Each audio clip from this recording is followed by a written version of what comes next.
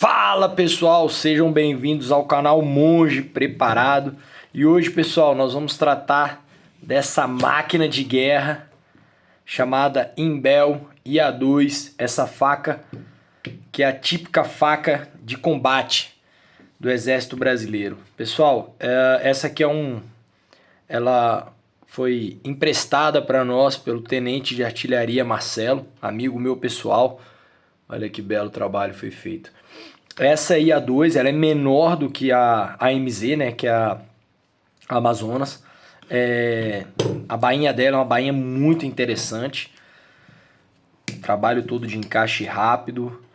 Aqui, nossa menção aqui à nossa pátria amada. E aqui também aos expedicionários, né, nossos pracinhas, a cobra fumando. Beleza pura, pessoal? Muito orgulho aí. Vamos valorizar sempre a nossa cultura e os nossos verdadeiros heróis. Liberando a mesa aqui. Pessoal, antes de qualquer coisa, dá o like, bota alguma coisa no comentário, se você conhece essa faca, se você já viu, se você já teve a oportunidade de botar ela na mão, sentir a força, a pega dela, uma lâmina fantástica. Então, pessoal, vamos começar sem mais enrolação. Então, primeiro é importante a gente entender que isso aqui é uma faca de uso civil, destinada ao público civil. Por quê? Porque a faca verdadeira, ou melhor, a faca, a baioneta original, ela tem esse encaixe do fuzil, só que aqui atrás ela tem um plug pro trilho Picatinny, né? Ela encaixa no final do fuzil, o fuzil entra aqui e ela teria o encaixe. Como essa aqui não tem, porque ela não é destinada ao público, ao exército, ela é destinada ao público civil. Porque a baioneta ela é tida como um elemento restrito, né, dentro das Forças Armadas. Então você não consegue comprar ela no Exército Brasileiro com essa característica, beleza? Então, vamos primeiro começar falando da Imbel, pessoal. Eu acho que existe muita mentira, muito preconceito.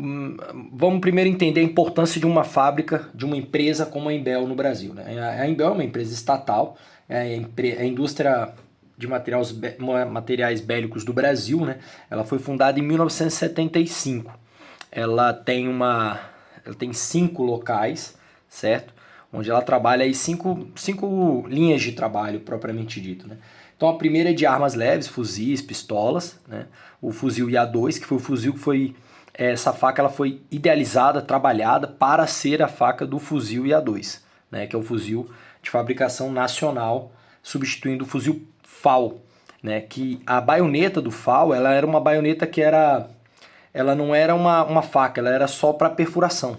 Então aqui já foi substituído realmente por uma lâmina com o propósito de ser utilizada aí como uma faca utilitária também para as atividades necessárias, né?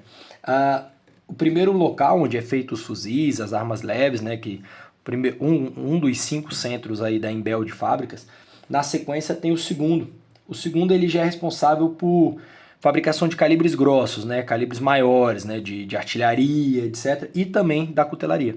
Então a nossa faca aqui, ela foi feita nessa segunda fábrica aí de materiais da Imbel. Depois nós temos também a parte de explosivo, né? São 2 que são feitos na área de explosivos, tanto o 3 quanto o 4 ou 5, se eu não me engano, dessas fábricas também é direcionada para a parte de explosivo, todos os tipos de explosivo.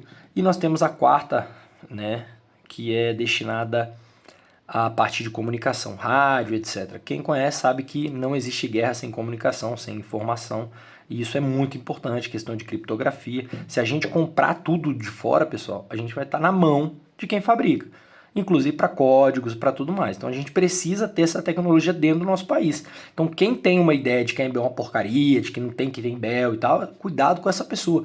Porque esse cara está prestando um belo de um desserviço à nação brasileira, beleza? Ruim ou não, é o que temos e a gente tem que valorizar e fortalecer e estimular cada vez mais a melhoria disso. E jamais o fim ou a privatização disso daí, isso aí é um absurdo completo. Nós temos várias empresas ao longo no planeta Terra que são empresas que têm a formatação parecida e que todo mundo fica bajulando, colocando como se fosse um exemplo de tudo, né? Então você pega, por exemplo, a China. A Norinco, ela é uma empresa com formato próximo ao da Imbel. Fabrica uma série de coisas dentro da China. Você pega, por exemplo, a Rússia, a Kalishnikov, é uma empresa que tem os formatos da Imbel. Ah, é uma estatal, é isso. Outras são privadas, mas são totalmente dependentes da máquina pública para comprar, para financiar, para ter um volume de compra, de venda de produtos e compra pelo Estado que justifica a existência da empresa. Como você pega a Sig Sauer, como você pega a IWI de Israel, a Rafael de Israel, você pega da Alemanha a HK, que produzia a MP5, produz diversos fuzis de primeira linha. Todas essas empresas, elas não vivem do mercado civil. São raros, não é todo mundo que compra uma pistola por ano.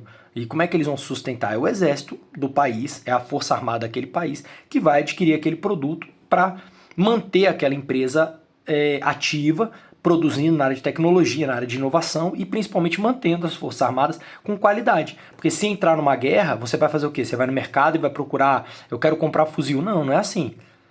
As coisas têm uma linha de produção, as coisas têm uma demora, tem um tipo de minério que vai ser utilizado e etc. Então, pessoal, só quero dizer o seguinte, vamos valorizar. Porque se o bambu acabar, a gente está enrolado, né? Essa é aquela frase antiga, né? Enquanto tiver bambu, a gente tem flecha. Mas é claro que a gente não vai querer lutar com flecha, vai querer lutar com equipamento de primeira linha. Então, para isso, a gente precisa de uma indústria militar forte, pujante dentro da nossa nação.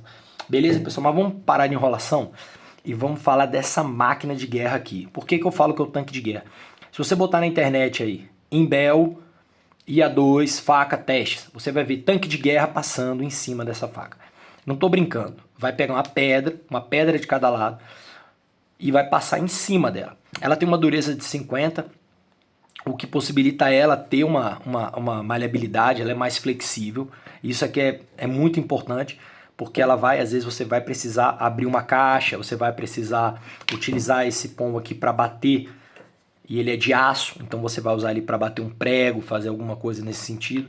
É uma faca extremamente robusta, certo? Uma faca com 4 milímetros aí de espessura, uma faca que com a bainha, eu não vou nem pesar porque é tanto espaço aqui que vai ser ocupado, mas com a bainha, com tudo, ela pesa aí próximo aí a 500 gramas, 510 gramas aí de peso total. É uma faca com aço, um aço muito bom, um aço carbono, mas a gente está falando aí de um aço com características que precisam de um cuidado a mais. Por quê? Porque é um aço carbono, um aço que enferruja, entende? Então a gente precisa ter esse cuidado. O aço é o 1070, certo? Uma dureza de 50. A faca ela é toda full tang, então ela vem até atrás aqui, ela tem um pino onde ela é emendada aqui nesse pomo também de aço, certo? Ela tem algumas características que são interessantes, que ela é uma brutalidade, né? Então, assim, a gente está falando de uma faca que foi testada pelos comandos do Exército Brasileiro, pelo pessoal do SIGs, só que aí a faca foi a AMZ, né, a maior, e foi testada nos piores ambientes, né? Então, uma faca com uma ponta muito bom, um drop aqui muito bonita, uma lâmina com uma fiação muito interessante, lembrando que isso não é faca para cortar papel, isso aqui é faca para o combate, isso aqui é faca para atividades mateiras ali, para uma necessidade de você cavar, de você precisar ali tentar achar uma mina, ou uma mina que eu digo de explosão. Você tentar ali muitas vezes fincar ela para você ter um grip, para poder subir em determinado ambiente, poder ter ali uma alavanca. Então a gente tem que ter em mente que não é uma faca para você fazer um entalhe, para você ali fazer alguma coisa. Não, é uma faca para você raspar ali uma madeira, para você fazer uma lança, uma faca para você fazer uma armadilha. Ela vem com esse paracorde que dá para você utilizar, para você elaborar uma armadilha, uma amarração. A bainha dela, vamos falar um pouquinho dessa. Uma bainha toda em polímero, certo? Essa parte aqui é de aço.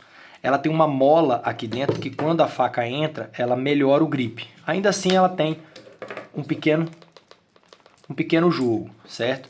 Mas ela encaixa muito bem, ela tem essa molinha que, claro, pessoal, pode ser que venha a arranhar, que a gente precisa tomar cuidado para aqueles que entendem que é uma faca só de coleção, mas aqueles que gostam, que como é o caso do Tenente Marcelo, que utilizou essa faca em diversas operações, aí sim ele não está nem aí para isso, ele quer saber se ela aguenta e se ela cumpre a missão.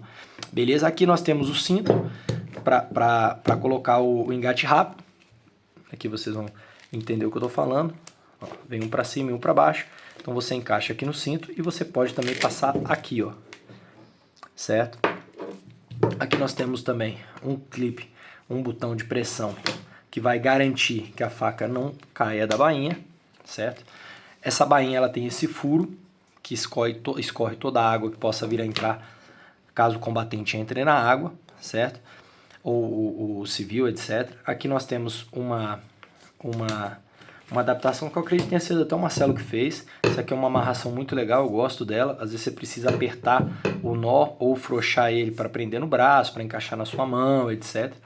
Então você pode aqui usar isso para deixar mais apertado durante o trabalho, certo? Eu acho que isso aqui não vem nela. Eu acho que isso aqui foi uma adaptação de um fiel, que tem o espaço para o fiel aqui, que o Marcelo fez e ficou muito, muito prático, certo? Uma bainha em polímero, né? Uma bainha que tem esse problema do arranhado, que eu particularmente acho que faz parte do apanhado geral, de um equipamento que tem esse foco de ser um equipamento de uso militar, realmente, não uma arma, uma faca que tem uma capacidade muito interessante de trabalho, testada, novamente repito, pelos comandos do Exército Brasileiro, pelo pessoal do SIGS, Guerra na Selva. Então é um equipamento de primeiríssima linha, né? Eu acho interessante o cabo dela, que é um polímero muito duro, é uma poliamida, certo? Ela tem um zigrinado, eu não diria zigrinado, ela tem uma textura aqui que dá um bom grip, gruda bem na mão, certo? É extremamente resistente. No vídeo, que se vocês tiverem curiosidade, o cara pega o martelo e senta a martelada aqui no grip e nada acontece. A faca continua extremamente funcional. O tanque de guerra passa por cima dela. Os caras utilizam ela para todas as atividades ali de abrir caixa, de quebrar arame, de fazer um monte de coisa que nem é o indicado, mas que numa situação de necessidade você tem que usar a faca e ela vai ter que cumprir a missão. Entenderam? Então assim, a gente está falando de uma máquina realmente de guerra. Vocês podem ver aqui o Imbel marcado aqui na lâmina. Vou dar um panorama geral aqui para vocês, pessoal. Pessoal, uma faca belíssima. Uma guarda, que é a guarda para encaixar no fuzil, né? Então ela dá uma guarda aqui que você tem uma segurança de usar essa faca muito boa mesmo. Uma afiação bem construída, um bom ângulo de corte, uma geometria de fio muito séria, muito bem construída em cima de todos os testes que foram feitos. Então isso aqui não é aleatório, vamos fazer isso e pronto, acabou, não. Isso aqui tem um profissionalismo envolvido nisso, e o Exército Brasileiro e o pessoal da Imbel não estão para brincadeira, pessoal. O pessoal leva a sério mesmo a missão e é motivo de orgulho para nós. Claro, tem que melhorar sim.